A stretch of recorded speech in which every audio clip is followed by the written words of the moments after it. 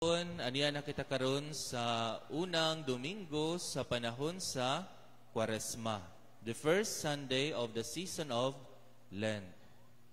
Ang panahon sa Kwaresma ato kini nga gisugdan miaging Miyerkules sa Badlis. Dili pa ko pari dito sa una, dito ko sa Bohol. Doon nami usa ka tigulang nga nanay among gipangutana.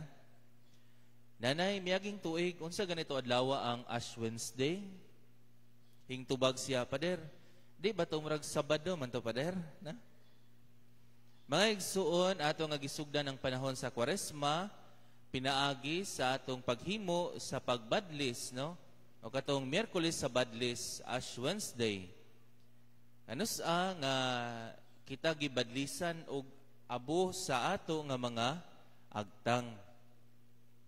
Mga igsuon, ang maong pagbutang ug abo sa atong agtang, nagpahinumdum kanato nga sa panahon sa Kwaresma, usa gayud nga importante o bililhon kayo nga pagabuhaton nato, mao gayud nga ato nga ilhon sa atong mga kinabuhi ang panginahanglan sa paghinulsol.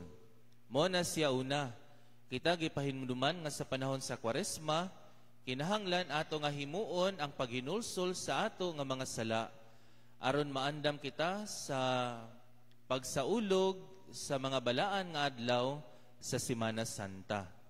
Dugang niini sa panahon sa Kwaresma gidasig ang matag usa kanato nga mga Kristohanon nga muhimo nining tulo ka importante o gitawag kini nga 3 pillars of Lent.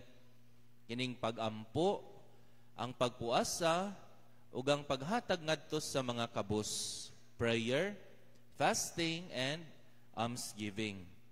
Mga igsuon, ako ni nga gisulti ninyo aron nga mapahinumduman ang matag usa kanato nga ang panahon sa Kwaresma kini panahon sa pagpalawom sa ato nga pagampo ngadto sa ato nga Ginoo.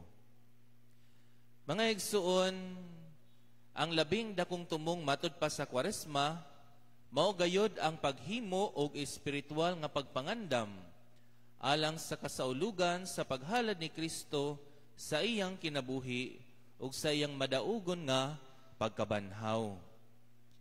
Mao nga diha sa Miyerkules sa Badlis, gipahinumduman kita nining mga importante nga mga buluhaton nga magmatinud-anon sa pagampo, pagpuasa ug pagsakripisyo ug labaw sa tanan, kabahin gayon niini ang pagtabang sa mga kabus. Gani kining maong tulo ka mga buhat giisip nga labing lig-on nga pagkontra sa tentasyon og sayawa. Mga igsuon, sa atong ebanghelyo karong unang Domingo sa panahon sa Kwaresma, ato nga nadunggan nga si Jesus gipaadto sa Espiritu Santo ngadto sa kamingawan, no? Og dito sa kamingawan atong nasabtan nga si Jesus nagampo dito og nagpuasa sulod sa 40 ka adlaw. Jesus was in the desert, no, for 40 days and 40 nights to pray and to fast. Pagampo og sa pagpuasa. Karon sa atong ebanghelyo kinutlog gikan sa ebanghelyo ni San Marcos, gisultihan kita nga si Jesus dito sa kamingawan sulod sa kapatan kaadlaw ug gitintal siya ni Satanas.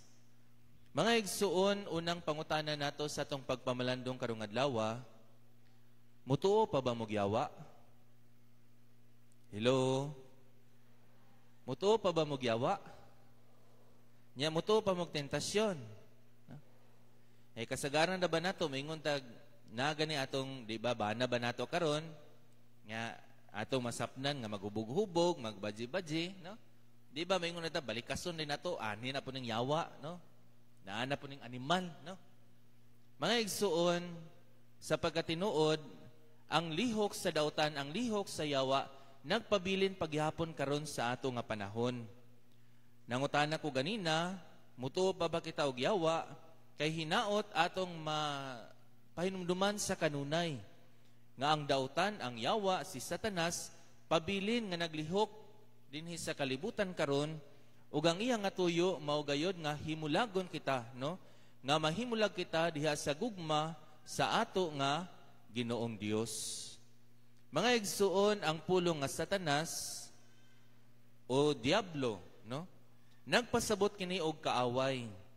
Si Satanas mao ang kaaway nga magdala sa tao ngadto sa kaalautan. Dinhi sa ebanghelyo karon gisaysayan kita nga si Kristo gitintal ni Satanas didto sa kamingawan. Apan mga igsuon ato nga klaruhon nga kung moingon kita nga si Jesus gitintal ni Satanas, wala kini magkahulugan nga nakasala ang ato nga Ginoo. Kaysa pagkatinuod, temptation will remain a temptation if we do not give in to its demands. Ang tentasyon, magpabilin lang na nga tentasyon, kung dili kita magpaulipon sa iya nga pagdani. Mga igsuon, sa pagkatinuod, ako nalipay ko kaayo nga kita karon miila nga si Satanas padayon nga naglihok dinhi sa ato karon. Kay bisan to dili nato makita si Satanas, ato mang mabati ang iyang lihok nga niya gayod karon dinhi, ug siya buot nga kita mahilayo sa Ginoo.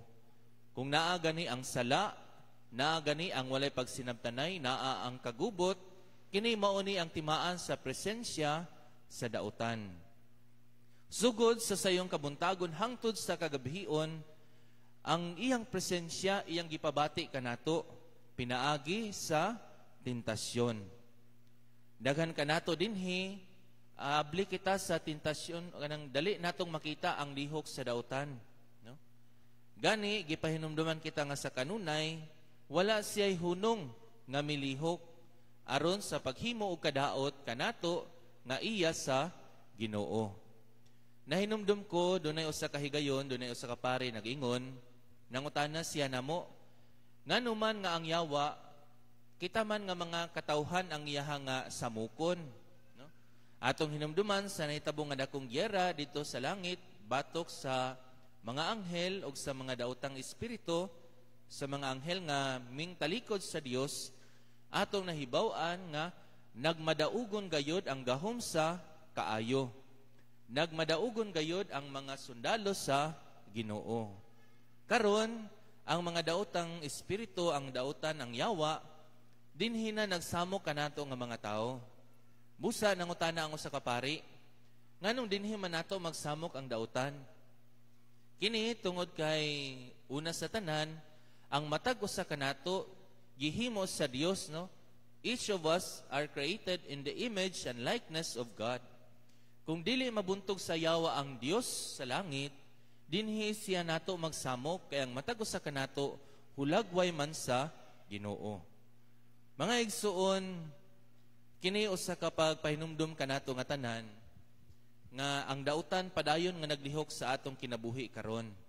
Mao nga ang matag usa kanato gidasig sa Ginoo nga dugangan gayud nato ang atong pagpaningkamot sa pagpakigbisog batok sa dautan. Ako ni nga gisulti kay sa pagkatinuod, ang yawa karon padayon nga naglihok ug dili na siya sama sa iyang presensya kaniadto. Atong nahibaw-an nga diha sa panahon ni Adan ug ni Eva, ang yawa si Satanas nagpakasama og bitin, no? Nagpakasama siya og bitin aron nga linglahon si Adan ug si Eva. Mga igsuon karon high-tech na ang dautan. Kaya ang iyang hulagway dili na sungayan, dili na ikugan, no? Kinsa bago po'y ganahan makakita ana, di ba? Managan gitang tanan. Karon ang yawa makamauna nga mogamit og panagway nga maanyag, lawas nga makadani ug butang nga mga makasilaw. Mga igsuon sa ato karon nga ebanghelyo, ang Ginoo naghatag kanato og kadasig nga si Jesus human siya nga gitintal sa yawa, wala man siya makasala. Wala man siya nagpadala sa pagpanintal sa dautan.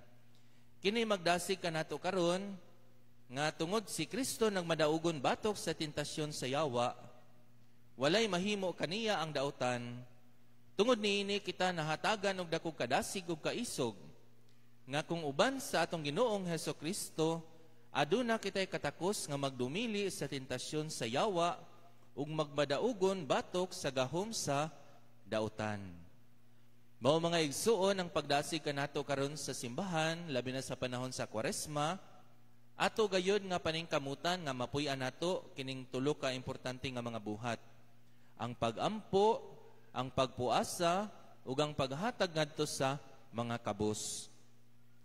Gani diung atong mahinumduman, gidasig kita sa matag adlaw sa Miyerkules sa Badles ug sa Biyernes Santo. Gidasig kita sa pagpugong sa atong kaugalingon sa pagkaon og karne, no? Kanay bitawng fasting and abstinence. Kay kita gidasig nga kung kita makahimo na sa pagdumili sa atong kaugalingon sa gusto sa atong lawas, sama sa pagkaon og karne, sa kaon og balbakwa, kaon og beef steak, no?